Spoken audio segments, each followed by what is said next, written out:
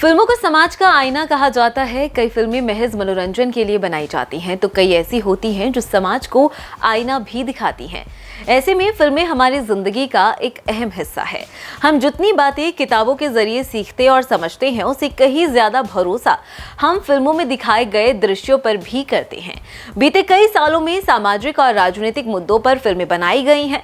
कई लोगों ने इस पर आपत्ति जताई, कुछ ने फैक्ट्स को गलत ठहराया तो कुछ ने इसे ही सच्चाई मान लिया। सामाजिक और राजनीतिक मुद्दों पर फिल्में बनाना अपने आप में एक जिम्मेदारी की तरह है, एक ऐसी जिम्मेदारी जहां दर्शकों तक सत्य पहुंचे।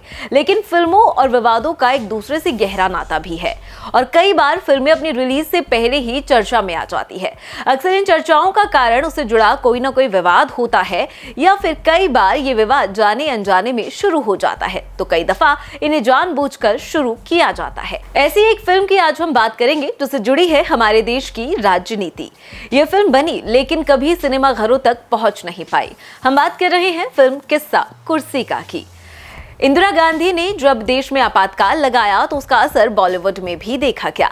बॉलीवुड में कई फिल्मों की रिलीज को रोक दिया गया। ऐसी एक फिल्म थी किस्सा कुर्सी का। फिल्म पर आरोप लगा था कि इसमें इंदिरा गांधी और संजय गांधी के साथ साथ सरकारी नीतियों पर भी तंज कसे गए हैं। फिल्म का निर्देशन अमृत नाहटा ने किया था। फिल्म निर्देशक होने के अलावा अमृत नाहटा राजनीति से जुड़े हुए भी थे। वो राजस्थान से कांग्रेस के सांसद रह चुके थे। नमस्कार, आप देख रहे हैं भारत एक्सप्रेस और मैं हूं आपके साथ बबीता रैखवार। आज सियासी किस्से में बात उस किस्से की जिससे जुड़ा है हमारा भारतीय सिनेमा। भारतीय सिने इतिहास की सबसे ज्यादा कंट्रोवर्शियल फिल्म जो विवादों में ऐसी फंसी कि सिनेमा घरों में कभी रिलीज ही नहीं हो पाई। वो दौर था आपातकाल यानी कि इमरजेंसी का और विवादों के केंद्र में आई फिल्म का नाम था किस्सा कुर्सी का। ये वो फिल्म थी जिसने इंदिरा गांधी की सरकार हिला दी थी। इतना ही नहीं, इमरजेंसी के बाद हुए चुनावों में यह फिल्म बड़ा मुद्दा बन गई थी। 1974 में बनाई गई अमृत नाहटा द्वारा इस फिल्म पर 1975 में रोक लगा दी गई। इसके प्रिंट जब्त कर लिए गए। फिल्म किस्सा कुर्सी का 1975 में रिलीज होने वाली थी। इमरजेंसी के दौर में हर फिल्म को पहले सरकार देखती थी और बाद में रिलीज करती थी। इसे देखने के बाद सरकार को लगा कि यह फिल्म संजय गांधी के ऑटो मैन्युफैक्चरिंग प्रोजेक्ट का माखौल उड़ाती है और सरकार की नीतियों को बदनाम करती है। जुलाई में सेंसर बोर्ड ने 51 आपत्तियां लगाते हुए इस फिल्म पर जवाब मांगा। निर्देशक ने तर्क दिए लेकिन सभी तर्क नकार दिए गए। जी हां, राजनीतिक व्यंग पर आधारित इस फिल्म के कारण उस दौर में ऐसा बवाल मचा था कि प्रधानमंत्री के बेटे तक को जेल की हवा खानी पड़ी थी और इसका नतीजा ये रहा था कि ये फिल्म सिनेमाघरों में कभी रिलीज ही नहीं हो सकी। अब बात करते हैं इस फिल्म के नाम की। आखिर किस्सा कुर्सी का कैसे पड़ा? जैसे कि नाम से ही जाहिर है, फिल्म में कुर्सी की बात थी जिसका अर्थ राजनीति में सत्ता से जुड़ा हुआ होता है। कुर्सी मिल गई यानी सत्ता मिल गई और कुर्सी हिल गई मतलब सत्ता हाथ से निकल गई। यह फिल्म एक पॉलिटिकल सटायर थी। फिल्म में शबाना आजमी, उत्पल दत्त, रेहाना सुल्तान, सुरेखा सीकरी और राज किरण लीड रोल में थे। फिल्म में जयदेव वर्मा ने संगीत दिया था। फिल्म में करप्शन और पॉलिटिक्स में हो रहे सिस्टमेटिक फेलियर्स का चित्रण शानदार तरीके से किया गया था। यह फिल्म इंदिरा गांधी और उनके बेटे संजय गांधी की राजनीति पर एक व्यंग थी यानी कि पॉलिटिकल सटायर थी। इमरजेंसी के दौरान भारत सरकार द्वारा इस पर प्रतिबंध लगा दिया गया था और सभी प्रिंट जब्त कर लिए गए थे। आपत्ति ये थी कि फिल्म में कथित तौर पर प्रधानमंत्री इंदिरा गांधी के बेटे संजय गांधी के साथ साथ स्वामी धीरेन्द्र ब्रह्मचारी, रुखसाना सुल्ताना और प्रधानमंत्री के सचिव आर.के. धवन जैसे कांग्रेस नेताओं और समर्थकों का मजाक उड़ाया गया था। मीडिया में आई एक रिपोर्ट की माने तो सर, इस नौजवान को छोटी कार बनाने का लाइसेंस दे दीजिए क्योंकि उसने ये काम अपनी मां के गर्भ में ही सीख लिया था।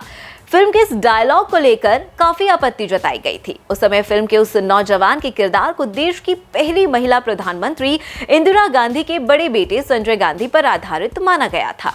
फिल्म में मुख्य राजनीतिक दल के चुनाव चिन्ह के रूप में लोगों की कार थी जो संजय गांधी की मारुति कार प्रोजेक्ट की ओर इशारा कर रही थी। इसके अलावा इंदिरा गांधी के गरीबी हटाओ नारे की भी फिल्म में एक झलक थी।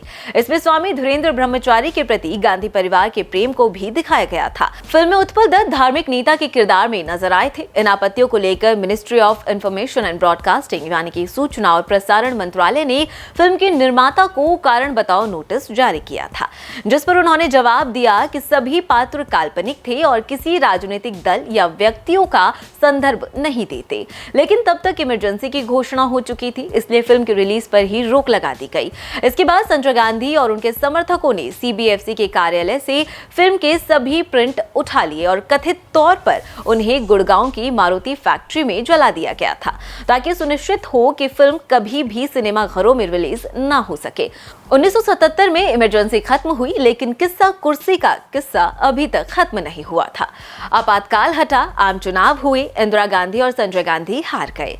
इमरजेंसी के दौरान जयप्रकाश नारायण के नेतृत्व वाले आंदोलन के बाद में जनता पार्टी की सरकार बनी थी। नई सरकार ने इमरजेंसी के दौरान हुए कथित दुर्व्यवहारों की जांच के लिए श्रम आयोग का गठन किया था, जिसने इस मामले की भी जांच की थी। इसके ओरिजिनल प्रिंट को जलाने का आरोप संजय गांधी और तत्कालीन प्रसारण मंत्री वीसी शुक्ला पर लगे। ये मामला दिल्ली के 30 हजारी कोर्ट में चला। अदालत ने संजय गांधी को फिल्म के प्रिंट नष्ट करने का दोषी माना। अदालत ने 1979 में संजय गांधी और शुक्ला दोनों को 2 साल और 1 महीने की सजा सुनाई। ये मामला सुप्रीम कोर्ट भी पहुंचा, जहां अदालत ने संजय गांधी की जमानत याचिका रद्द करके उन्हें 1 महीने के लिए दिल्ली की तिहाड़ जेल भेज दिया। इमरजेंसी के बाद 1977 के चुनाव में नाहटा कांग्रेस छोड़कर जनता पार्टी में शामिल हो गए थे और जनता पार्टी के टिकट पर एक बार फिर से सांसद बने। उन्होंने एक बार फिर से किस्सा कुर्सी का निर्माण किया, लेकिन अब फिल्म काफी बदली हुई थी। इंदिरा गांधी नदारद थी, अब एक काल्पनिक प्रधानमंत्री मनोहर सिंह आ गए थे। फिल्म रिलीज हुई, लेकिन ये फ्लॉप हो गई। फिलहाल इस सियासी किस्से में बस इतना ही। इसी तरीके के और सियासी किस्से जानने के लिए देखते रहिए भारत एक्सप्रेस।